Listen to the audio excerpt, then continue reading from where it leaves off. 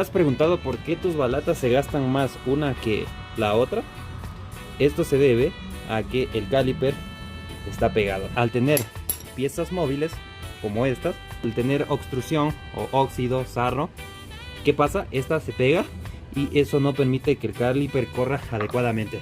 Entonces, como puedes ver, le costó salir. Lo que vamos a hacer es darle un servicio a este caliper y engrasar las piezas móviles, y de esta manera estaríamos corrigiendo esta falla de que la motocicleta nos gaste las balatas disparejo o que gaste más de un lado que del otro.